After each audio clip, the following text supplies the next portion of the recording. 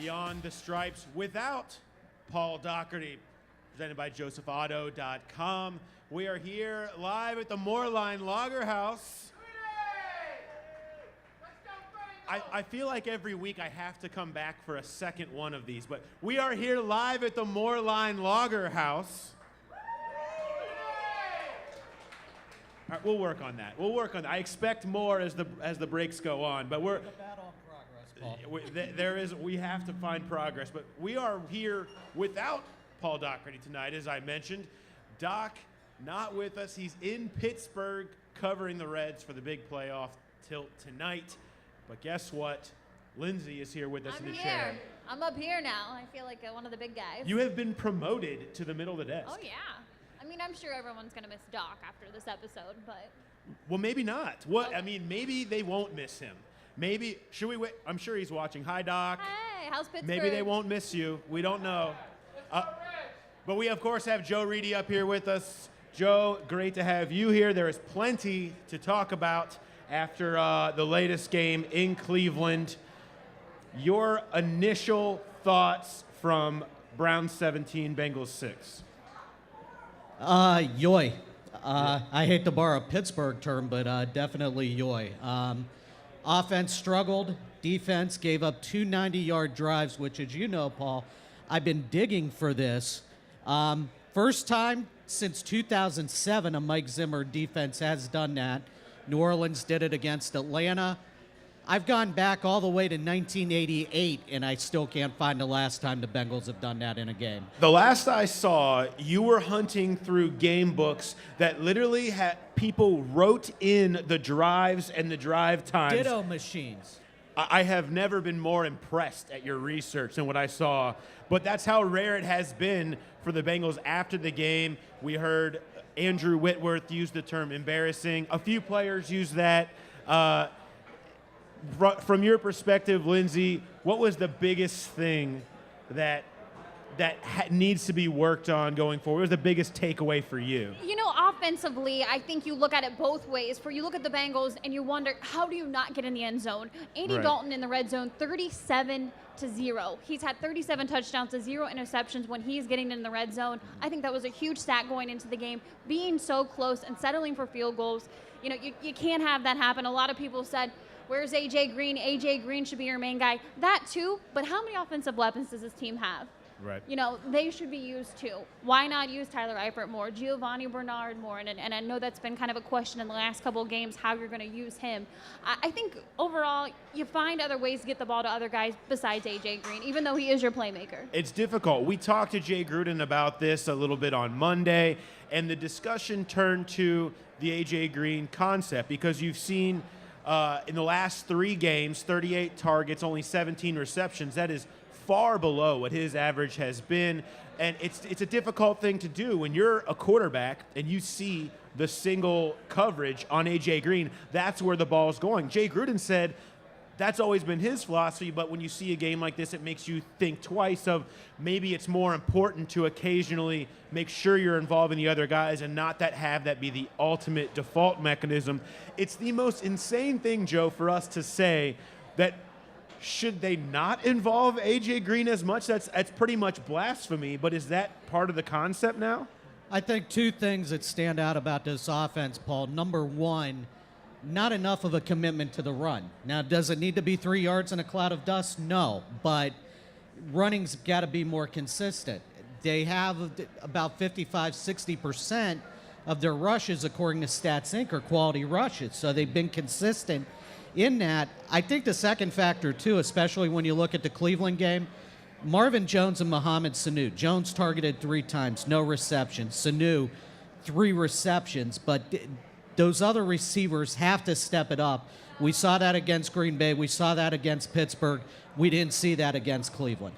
What we've seen the most of on the great drives that this team has made, and there have been plenty of them, what we've seen the most of has been when the ball gets spread around to everybody. Those long drives have not been A.J. Green, A.J. Green, A.J. Green. They've been Eifert, Bernard, Gresham, Green, Marvin Jones. Yeah, that's what we've seen. So maybe the case can be made for attempting to spread it around. Not that that's not always the idea, but when when push comes to shove, obviously the inclination is always going to be throw it to AJ. You know, and I think we've learned that this season after 4 games that there's really not a receiver. They don't have a number 2 receiver on this team. You have all those playmakers. I don't think you do. You have all those playmakers, but nobody is good enough, or Andy's not trusting somebody out there to get the ball to. He's trying to make attempts, underthrows, overthrows to AJ Green. There was some miscommunication. The chemistry seems a little bit off right now. I'm sure it'll get back. They'll get back together. The Chicago game, they looked pretty good, but I mean, just offensively, I don't know if you have that number 2 guy out there yet. Is that still a question, Joe, you think? No, I think Sanu's a number 2, but when you look at it, it wasn't just AJ who was overthrown. I mean, Jermaine Gresham had to make a leap that I thought he was going to get an alley-oop dunk in the 4th quarter to snag that catch. The intermediate to deep passes, to me, are a concern, at least after one game. But I think when you look at the one-game sample size, everybody was sky-high after Chicago. Everybody is about low, or the attitudes are as black as these shirts right now after the offense. You got to go by the Lou Holtz thing. Everything's not as good as it seems. Everything's not as bad as it seems. And I think the mixture, they still got to find consistency on offense with everyone. The knee-jerk reaction is always the case. And right now, the knee-jerk says, oh, this team stinks. That was not what anybody was saying when we sat here at this desk last week. The idea was they've turned the corner. This was the win that they rarely get. The team has found itself. But then 1 week later, all of a sudden, they haven't. You're right. It's all about riding the highs and lows, finding a way to come out better. Remember, this was a team that was 3-5 at one point in time last year, won 7 of their last 8 to make their run to the playoffs. It's a matter of a battle of attrition more than anything, and you can't get too caught up in one game. But that makes this week against the Patriots a very big game. Lindsey, of course, here now, which means the domino effect falls into place, and we have to call people in from the bullpen to go out to the tables. We got to go out to the crowd. Assistant sports editor Nick Herm making his television debut. The fedora is here. Nick, what do you got? Paul, Joe, Lindsey, I am deep in the south end zone here at the Christian Moerlein Lager House. Thank you, Lindsey. How do I look? You look great. All right. And we were searching for meaning from this big Bengals loss. And to get that, we enter Bengal Steve. Bengal Steve, how are you today? I'm doing fine, thank you. All right, Bengal Steve, we're going to do a little word association here to try to really break down what this all means. I'm going to bring a couple words together, and you're going to describe how you feel or what that makes you feel. So if I say Bengals. Very bad game. Cincinnati Reds. Beat Pittsburgh. Boomer Esiason. Best left-handed quarterback ever. By the way, great jersey, vintage, the real thing. How old is that thing? Probably. I got it when Boomer first came. When he first came to town. All right, we got one more here. Andy Dalton. He's always been kind of my guy, but he had a bad game. He overthrew, he underthrew. They just weren't on the same page this past week. I drive a truck. I listened to it on the radio, and it was like, wow, you're missing. They just weren't. They weren't playing as a team. Everybody was on a different page. It just frustrating. A lot of times I can't watch it because my emotions go up and down with every play. So I'll listen to it on the radio, and that way I can turn it off if I get upset with them. This week, they just had a bad game.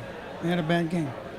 And we heard a lot of that kind of reaction on Twitter afterwards, although people did come to Dalton's defense. Willie Anderson, former Pro Bowl Bengal, said, doesn't anyone remember the 1990s? 2 back-to-back playoff appearances? Back to you guys. Well, I think a lot of people do remember the 90s around here if they haven't tried to brainwash themselves from all of that. But the bottom line is we heard the Twitter questions come in. We want to hear from you as well. I want to hear what you think about the game, anything you'd like us to ask any of our guests now in the future. Hit us up on Twitter, #BeyondTheStripes. You can also send something to us on Facebook at /Cincinnati Enquirer. We'll attempt to get to them tonight, or anything you want to know by the team. Of course, Joe, always answering Twitter questions.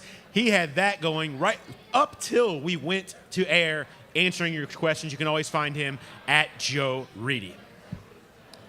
All right, right here we have Josh Johnson. We're going to get more Twitter questions. We're going to, find a little bit about Josh off the field, some personal questions in our next segment. But it's great. Moerlein Lager House, can we hear it for Josh Johnson, please?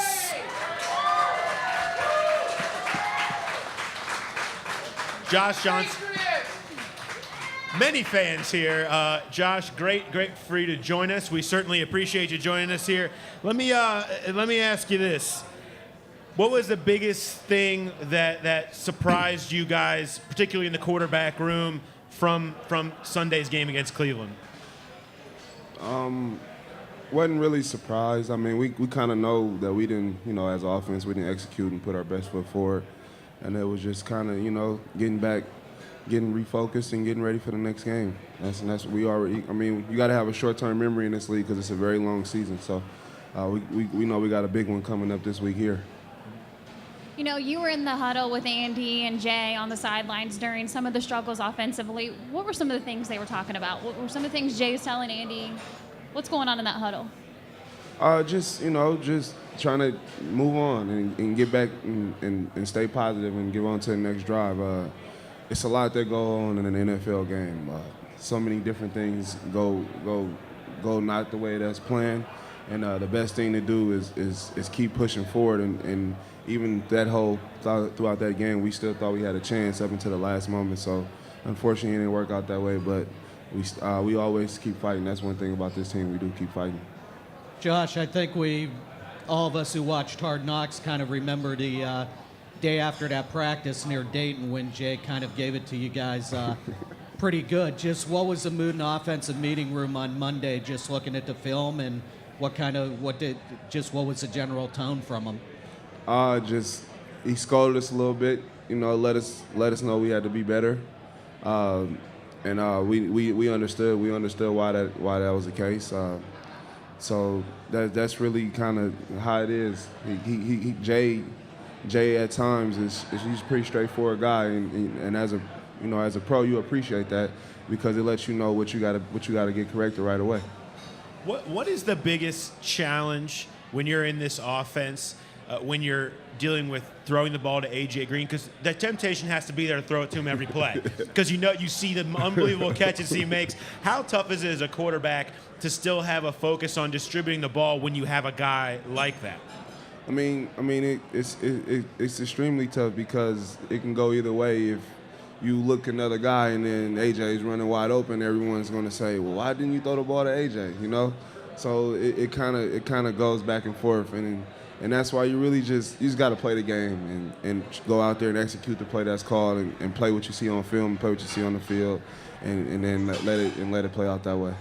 Speaking of A.J. Green, what's it like just watching him out there? Have you ever watched a guy in high school, college, in the NFL like him? No, he's pretty impressive. He can do a lot with A.J. He can run a lot of different routes. His catch radius is off the charts. Just as a quarterback, he's just kind of a fail-safe there because you can always throw it to that guy, and it's like. I don't see the problem with throwing the ball. When you have guys like that, that's what you have them for. You got to use them. So, like I said, it kind of goes. You got to play. You got to just play the game with guys like that.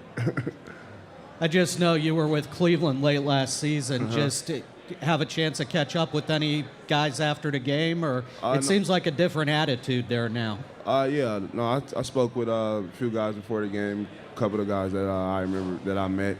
But yeah, they got a pretty positive attitude. That's always the case when you have a new coaches, new staff, and they play well on Sunday. They was a better team, and they 2-2, and they in a position we're all tied in the division right now.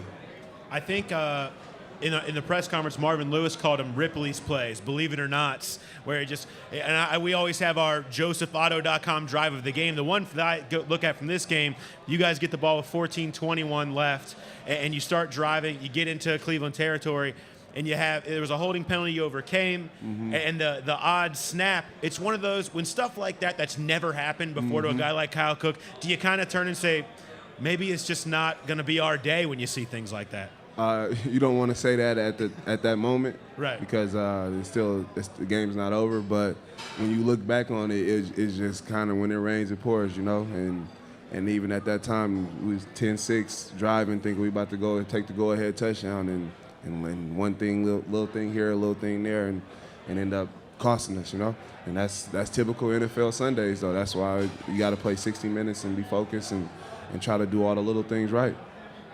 No doubt about it. Well, we are far from done here with Josh Johnson. He's going to stick around with us for a little bit longer. We want to talk about this kid who maybe had to have had the easiest recruiting visit in history when he ended up at San Diego. So we're going to talk to him plenty about that. Remember to send us your questions on Twitter, and we'll be here. So thank you for watching. We'll be right back here on Cincinnati.com Sports Beyond the Stripes without Paul Daugherty. Chris, how you doing? Hey, what's happening? This place looks awesome. Brand new showroom, brand new service department.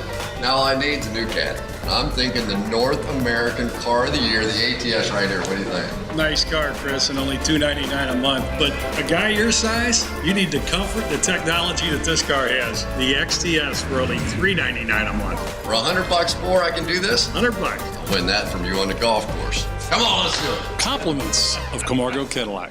Have you heard about all the fun things happening this summer?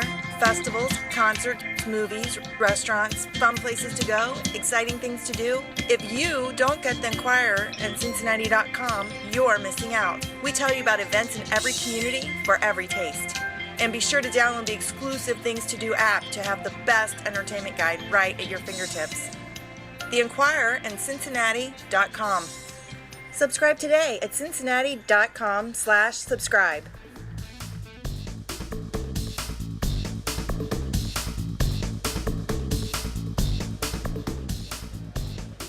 All right, welcome back to Cincinnati.com Sports Beyond the Stripes without Paul Daugherty, presented by JosephAuto.com.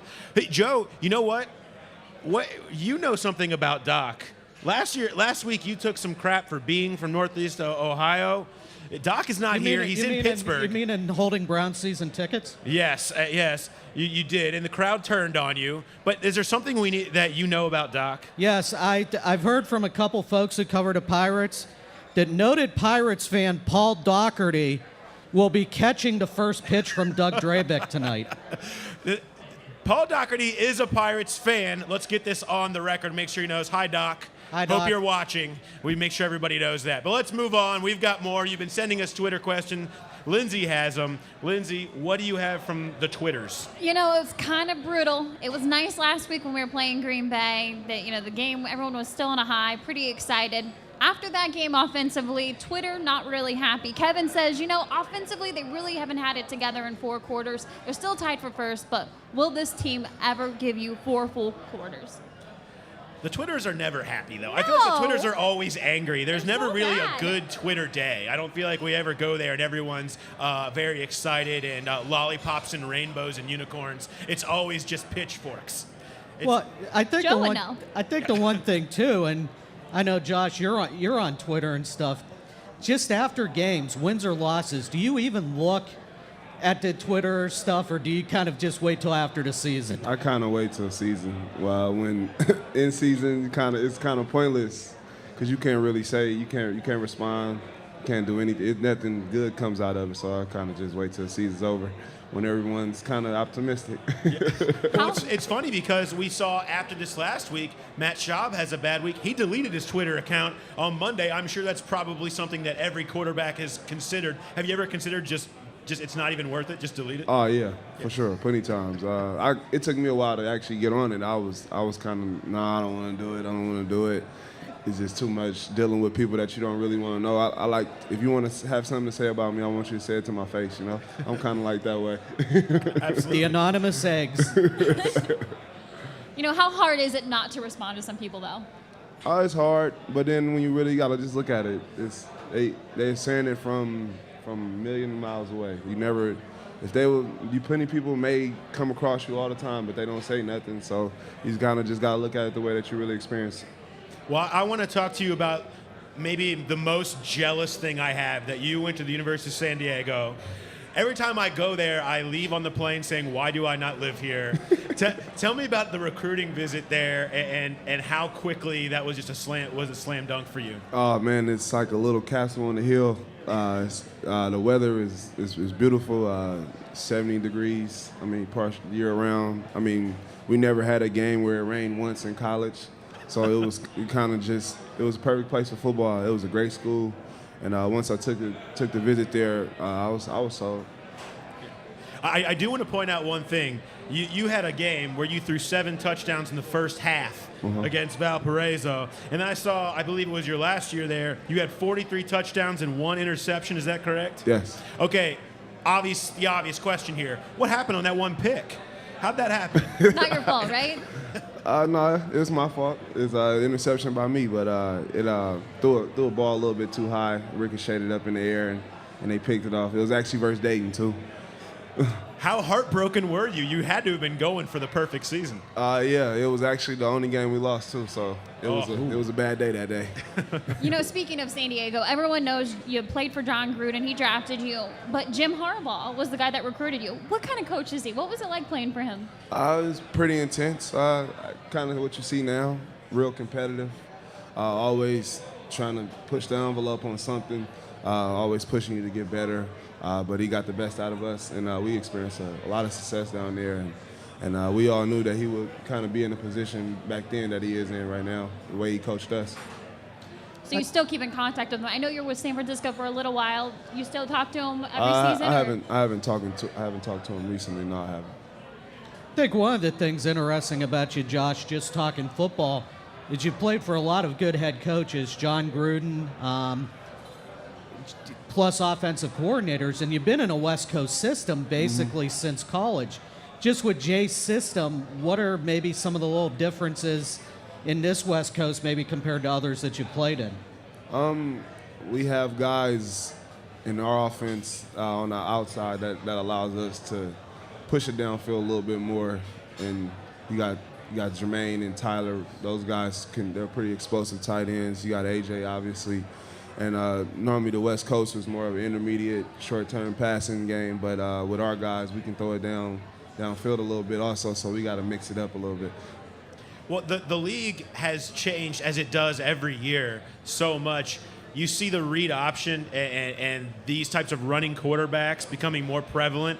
How much did you just get a huge smile when you saw that trend happening? Say, wow, the league is now catering to me somehow. Yeah, it was weird because like when I first came out, that wasn't the case, and it wasn't. I never actually ran a read option, so I never really knew the benefits of it to really just have a huge smile. I knew that coaches were actually being innovative now. That's what that meant to me. That coaches weren't being as stubborn. They was more expanded to what a guy's capabilities were than saying, "Oh, my offense is this way and needs to be ran that way." They were opening up the playbooks a little bit, so that was a smile on my face to see that opportunity could be with that. But this is really the first time I've preseason here and a little bit in Tampa where I really actually ran the read option. In college, I never ran it. We tried to run the dive option, which was under center, and that was a lot different, but it's pretty cool. How hard is it to pick that up? I mean, is it an easy thing? The versions I've been in, I understand the concept of it, and it's not as bad. It's just kind of really understanding and being patient with it, and just being smart with the reads and taking what the defense giving you within it. Right. You've been in the league for a while. What is it that keeps you going every season? Oh man, this is the best job in the world. I mean, you get the opportunity to do something that you love to do as a kid. It was a game, and then you get to have the opportunity to do that as your job. Like that's a blessing. You can't ask for nothing better than that. And just to have that opportunity of it's only 1,200 guys in the NFL, but it's a lot of guys who want that opportunity. And not being in football last year for the majority of the year, you really see it even more that this is a blessing, so you want to make the most out of it no matter what you're doing. If you got the opportunity to be in the NFL, you should be very appreciative of it and trying to make the best out of it. I think one of the things where you stood out during training camp and stuff and how we could always spot you is you wore a stocking cap throughout OTAs, mini camp, and training camp. It's 95 degrees out there, and you're in a stocking cap, but you did tell me an interesting story why you wore it. It's a fashion thing. It's kind of like an Oakland thing. We wear beanies in all types of weathers, and I guess it's just when I saw the hat, I liked it, and I wanted to wear it out to practice, and it got me warm too. Now, I know that you did win the Oakland City League championship your senior year, right? What is the Oakland City League football like? I mean, that's probably some pretty tough games in there. It's 3 yards in a cloud of dust. Quarterbacks probably throw the ball 9 times a game. Did they let you throw it any? A little bit. I threw maybe if I threw double-digit passes, I was smiling after that day. We ran it. It was old backyard football, smash mouth. Well, you ran it for a reason, though. Didn't you play with Marshawn Lynch? Yeah. So it's hard to get a lot of throws in when Lynch is carrying the ball. Exactly. I was more taking pictures and being a cheerleader. But he was doing the same thing back then that he's doing now. I want to know who's going to win in a race, you or Marshawn. We raced a couple times. Oh, really? Who's winning? He won when he was younger. I beat him when we gotten older. And now we'll probably be a tie. Okay.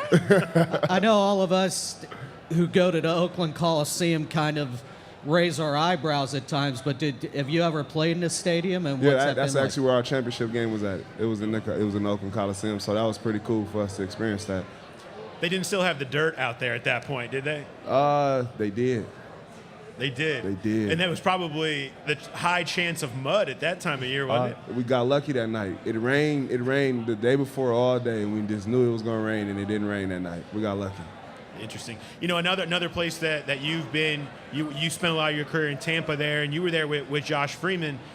Him in the news lately, it's really crazy. I guess my biggest question is, do you ever get amazed at how quickly everything can change in the NFL? Because it wasn't, when you were there, he was the toast of the town, and now it's turned sour. I've learned quickly how things can change. I mean, the guy I was drafted by one coach, and then another coach came in, and they have a new plan. And if you're not a part of it, you just got to get adjusted with what they have going on. If not, then you may have to find a place somewhere else. So, I mean, Josh is a great quarterback. I was around him every day. He has the capabilities to be a starter for a long time in this league. I'm pretty sure it'll work out for him just fine.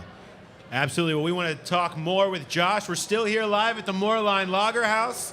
Happy all you guys joining us here today.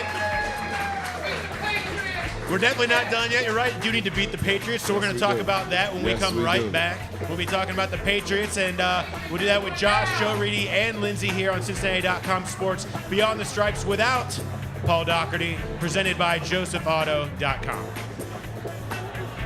Do not, I repeat, do not buy a 2013 Chevy from another dealer. Not when you can get a 2014 from Joseph Chevrolet for the same price or less. Seriously, Joseph Chevrolet's 2014s are a better deal than anyone else's 2013s. $129 a month for a new Cruise? Up to $6,500 off a 2014 Silverado? Now that's a clearance sale. Don't pay more for a 2013 than a 2014. Come to Joseph Chevrolet now. Uncle Ray. Have you heard about all the fun things happening this summer? Festivals, concerts, movies, restaurants, fun places to go, exciting things to do? If you don't get the Enquirer and Cincinnati.com, you're missing out. We tell you about events in every community for every taste. And be sure to download the exclusive Things to Do app to have the best entertainment guide right at your fingertips. The Enquirer and Cincinnati.com. Subscribe today at Cincinnati.com/subscribe.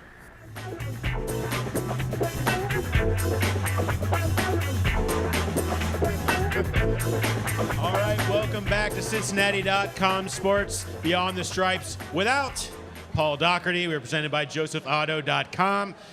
Well, Cleveland in the books. Now time to move it forward, and it doesn't get very easy. Tom Brady and the Patriots show up in town, and whenever they show up, Joe, the immediate question is, how the heck do you confront Tom Brady? I thought it was what fashionable hoodie Darth Hoodie was going to be wearing. That's true. I mean, depending on the temperature we see here on Sunday, I feel like we're probably due for a sleeveless hoodie. Oh, the Bill Early Belichick's cut hoodies and stuff, to me, that's fashion statements right there. But I think the thing that's interesting about the Patriots is 4-0. Only third time under Belichick they've been 4-0. But it's a very different New England team. We think of dynamic receivers, a running game, a staunch defense. 3 out of the 4 games have been extremely close. Atlanta almost rallied and won. but if you would have thought at the beginning of the season that Kenbrell Tompkins would be second in receptions on this team, that's how much things have changed. Shocking, because those of us that were here saw him at the University of Cincinnati, where honestly he wasn't always that involved, and that was a part of the deal there. You wondered. I mean, he's an undrafted guy. If you're an undrafted player, is there a better place to end up than New England? By the way, every year he continues to churn out undrafted players and turn them into stars. The interesting thing, you mentioned close games, Joe. They've been in a lot of those. I heard an interview with Tom Brady talking about how it seems like repeatedly our defense has been saving us. The question will be, how will the defense save them when Vince Wilfork is no longer in the middle? I want to ask Josh this, because as a quarterback, when there is a force like that that's consistently pushing the line back, how does it change when a push like Wilfork consistently provides is not there against you? I know firsthand. I actually started a game in Tampa versus Wilfork, and he's a force. And I mean, for us, if you don't have a guy in your face when you back there, it makes it a lot easier. No, quarterbacks can handle guys around the edges. You can move around the pocket, but it's tough when you got guys right in the middle of your face. And he's proven to be that kind of guy over his whole career. So I mean, you don't ever want to see guys get hurt or anything, but I mean, we have to, it's a benefit for us that he's not playing. Did Wilfork ever get you? Yeah. He did? He did. How'd that feel? It felt pretty good. It did not feel good at all. Yeah, I think one of your former teammates in Tampa, Aqib Talib, 4 interceptions, tied for the league lead. Just what's it like going up against him? I actually went up against him every day in practice, especially in the season when you do scout team. Aqib's a good player, man. He's a good combination of size and speed at the corner, and he can play the football really well. So the 4 interceptions to me is not surprising, because you would see it over and over in practice, the ability he would have to be able to track a football and go up there and go get it. So it's a good matchup for us to see him, probably match up on AJ. So it'll be a good one to go out there and see on Sunday. And your thoughts as the guy on the other side of the ball offensively for the Patriots, Tom Brady? Oh yeah, I mean, as a quarterback, you always like just watching the good guys. The guys who've done it at the high level for so long. I mean, even when Aaron Rodgers was out there, we caught ourselves just, you're just a fan sometimes, because I mean they won Super Bowls. They've done it at a high level so many years. So it's going to be a pretty exciting game. And the interesting thing, you mentioned Tompkins earlier, Joe. What is the deal with these receivers? Julian Edelman, Kenbrell Tompkins, how are they consistently, and now obviously Tom Brady is an answer to this question. He makes everybody look good, but how are the Patriots consistently able to churn out these guys that seem to come from nowhere? Outside of Randy Moss, who they acquired, they've rarely you ever see them take a high draft pick and develop him into a star. It's these odds and end guys. Yeah, I mean, Wes Welker down in Miami in 2004, I remember watching him. You didn't think that he was going to be the player that he developed into. And I think when we talk about undrafted guys, Ben Jarvis Green Ellis, who's here now, another undrafted guy who's been a success. It's just, I think the Belichick system, I think Josh McDaniels, now that he's back in New England, very good offensive coordinator, him and Belichick are in sync. And I just think with Brady, he wants smart players. He wants guys who will go to the exact routes, the exact depths. And if you don't have Tom Brady's trust, you're not going to see many receptions, or you're not going to see the field a lot. Seems to be developing that with Kenbrell Tompkins. We saw a huge game for him this past week. That'll be something that the Bengals and Mike Zimmer will be looking to look at. Now, Josh, I'm curious, when you're a quarterback and the hoodie is on the other sideline, dialing up just diabolical things to try and ruin your life, how is that always in the back of your mind a little bit, the chess game that's being played, or do you have to completely get rid of that and just try and play? No, you got to trust your preparation. I mean, he's what he's been able to do over the years, and how you game plans quarterbacks and try to take away your strengths and make your weaknesses and see what you can do with that. But I mean, you got to see what you see on film, and that's why we prepare the way we do all week, and we're going to go out there and play what you see and then adjust as the game goes on. Just one thing, too, because I know the Bengals got them last year, is with the digital playbooks now, it seems like 10 minutes after practice, that practice film's download. I'm sure when you guys were coming back from Cleveland, you already got the New England film, and Monday morning, the Atlanta film right there.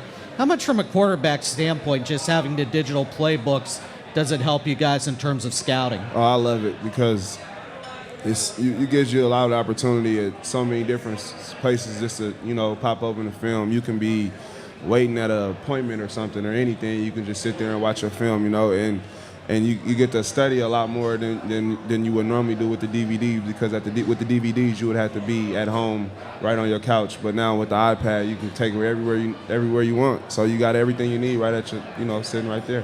How many iPads have been broken, though? Who's dropping them? So far, nobody's been good. You got to pay the fine. You don't want to break it. Oh, no. Now, when you're on the sideline during a game like you will be on Sunday, what's your top priority? Is it a matter of helping Andy, discussing things with Jay? What is the number one thing that you're trying to do out there? Just give friendly reminders when need be of something that we may have, hit in the QB meeting. But Andy's pretty good about remembering everything. And mainly just, try to play the game out through your head when you hear the play call come in, kind of go with what you see, and so you could just stay locked in, because you never know when the moment is going to be when you might have to go in.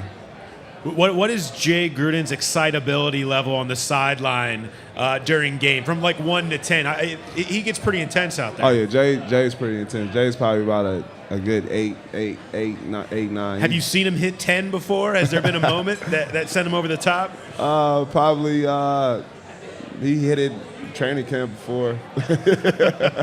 Well, I think the other thing, too, is those of us who know Ken Zampese, the quarterback's coach, kind of seems like a calm, level-headed guy, but kind of what's it like corresponding him in the booth, and does he ever get excited?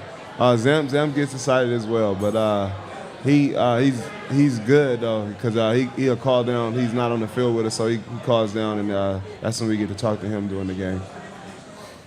Absolutely. Well, we've had plenty of fun here talking about the New England game, previewing everything, but the fun is really, it's kind of just beginning.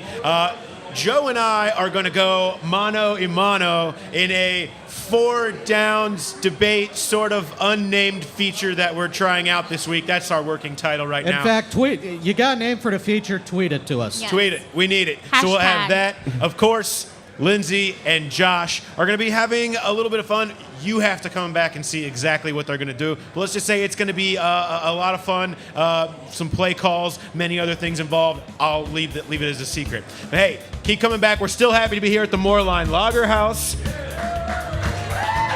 Shockingly, people are getting drunk. And we assume that's going to continue. I plan on joining them as soon as we get done here. I hope the OTR tap is running, because that is my beer of choice. Aren't there any Oktoberfest things, too? I'm sure they have the new Oktoberfest here. Any There's pumpkin ale type Maybe stuff? a flight. I'm thinking post-show flight is going to be on hand today. We'll try that. But we'll be back here, Cincinnati.com Sports Beyond the Stripes, without Paul Daugherty, presented by JosephAuto.com.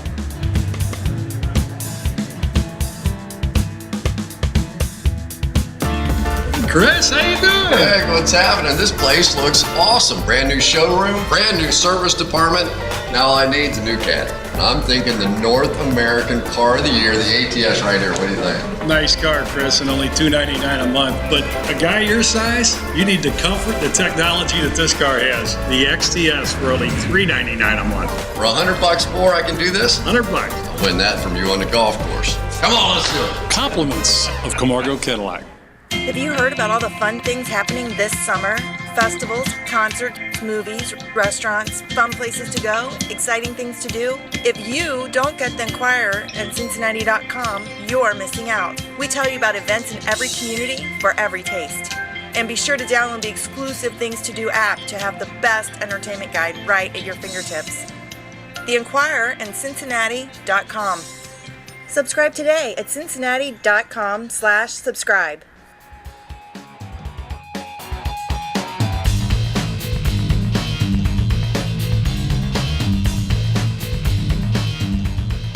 All right, welcome back to Cincinnati.com Sports Beyond the Stripes, without Paul Daugherty, presented by josephauto.com. We're still here at the Moerlein Lager House. And Joe, I challenge you. It's time for a challenge. Time to start out. The pounding on the table seems unnecessary. Not a physical challenge, a mental challenge. Relax. Come on, let's go. Well, what we're going to do, it's going to be a little 4 downs debate, unnamed working title here. We've got 4 topics. Joe and I are going to debate them, and we will, you know what? We'll kind of judge. We can have the crowd maybe judge who comes out on top for this. Is the crowd willing to participate in this event? 4 people. Come on, crowd, are you willing? Upwards of 8 people willing to participate in this event. So here we go. Let's go. First topic, though, Joe. The first topic. Aaron's got our topic here for us. Brady versus Manning. Who you got? I'm taking Peyton Manning. Why Peyton Manning? Go ahead and explain yourself, and I'll save my retort here.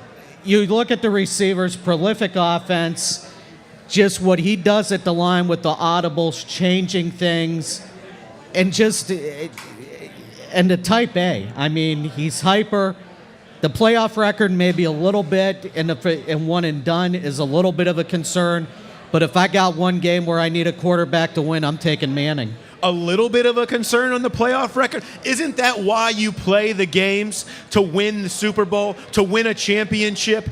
8, count them, 8 one-and-dones for Peyton Manning. 9-11 in the postseason. 1 Super Bowl win, 1 appearance. Does anybody want to know Tom Brady's record in the postseason? 17-6. 3 rings, 5 appearances. He's been in 10 postseasons. Only twice has he been one and done. You can go 16-0, 15-1, win as many regular season games as you want. I want the guy that wins when it counts and that wins me championships. That's Tom Brady. However, Peyton Manning has won a Super Bowl before Tom Brady. And wait a minute, when's the last time Brady won a Super Bowl? Hasn't he lost his last 2? Yeah, he's been to 2 since our boy Peyton Manning even was in one. I'm just gonna say, I think it counts if you listen. I won that. Let's move forward. Okay, next one. Are the Steelers done, Joe? Are the Steelers done? There are only 2 games out in AFC North right now. I think you look at the tradition of Pittsburgh. You look at the age of the team. I think with their receivers, I think with Ben Roethlisberger, defense a little bit of a concern, but there are only 2 games out in the division right now. I'm not painting them dead yet. Every single year, a team that is traditionally good is epically bad. This is the year that it is the Steelers. Their O-line is in absolute shambles. What do the Steelers preach? What do they live off? They live off of that offensive line being able to plod in that running game and their defensive line being able to stop everybody. They're giving up 123 rushing yards a game right now. They have no answers in sight. The defense is aging. The O-line, Dermontti Dawson is not walking through that door. That's not going to change. I don't see how they recover from 0-4 at this point. A team 2 years ago, Paul, won the Super Bowl being 32nd in the league against the run. And Ben Roethlisberger's had lousy lines for years. I'm not counting them out. That's fine. We'll call that a draw. Nice point at the end. That's a draw. All right, question is, Bengals offense, who to blame for what happened in Cleveland? I blame the offensive coordinator. Jay should have had more balance. He went away from the run a bit too early. I think that play calling not involving receivers on the other half of the ball and counting on AJ is a giant concern. To me, it's all on Jay. You put it on Jay. I think the play calls were there. A.J. Green said it himself. They were there. The plays were there. The quarterback didn't connect. That hasn't typically been the case. He's been able to hit a lot of passes on Sunday. That was not it. The accuracy was the issue. I think the play calls, if one of those 2 bombs to A.J. is right on point, no one's blaming Jay Gruden. How about a wash? Let's call a wash because I don't want to feel like I embarrassed you. So let's move forward. We've got Lindsay with Josh Johnson. I don't know where they are or what they're doing, but let's throw to them. What's going on? All right, guys, I'm going to see how hard it is to be a quarterback. I have Josh out here. He's going to call some plays. I'm going to try to run one. I'm going to actually try to make him run one and be the quarterback. I'm going to see really how hard it is. Josh, I want you to We're gonna run a play So right you know now. if you're quarterbacking, you got to repeat the play also. 'cause you Repeat gotta it really loud, right? You gotta ever say- lost your voice because of that? Yeah, I have. Really? Yeah. Okay, give me a play. So we got Ready. change left close, Change left, close. 22, Y out, Z post, halfback What? Texas. I want something easy. That's gonna that's take the play. forever. Say it. 22, 22 Z left, post. Z close, Y out, Y out. halfback Texas. 22 Z close, Y out, back Texas. I think I got that right. Give me a shorter one. Are they all that long? All right, let's go. Change right, 24 all go. Change right, 24. 4. All go. The all go. You do it. I'm So gonna you know, overthrow it. go. I'm You gonna go. ready? Yeah. Okay. Change out. Ready, ready, ready. There. I think that was close, right? I told you I can't catch. All right.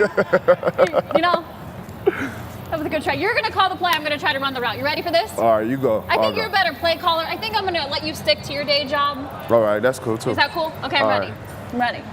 Set. Hut. Oh, that's a good catch right there. That's pretty. Hey, you spiked Here's it. my dance. No. That's your end zone dance?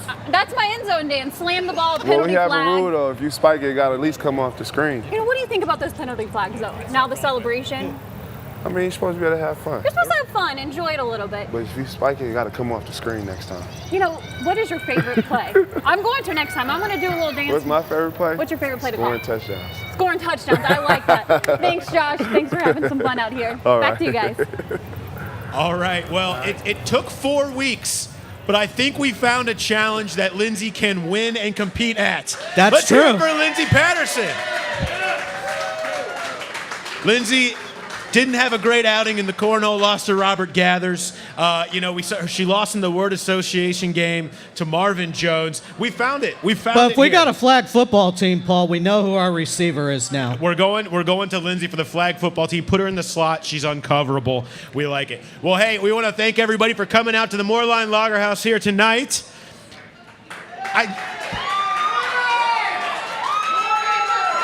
There we go. All right. It took you guys some time, but you really came around. We appreciate it. Thanks, everybody, for coming out here tonight. We had a great time. Remember, follow us all on Twitter, at Joe Reedy, at Lindsay Patterson, at Inquirer Doc, even though he's a Pirates guy, at Paul Daugherty Jr. We'll have all the coverage for you. Remember, you can watch this show on your tablet. You can watch it on your computer. We're pretty much everywhere. You can watch us anywhere. We are everywhere. So, and keep coming back here every Tuesday, 7 o'clock. Moerlein Lager House. Feel free to come join us with all these people. Have some beers. I'm going to do that right now. Thank you for watching Cincinnati.com Sports Beyond the Stripes without Paul Daugherty, presented by JosephAuto.com. Have a good night.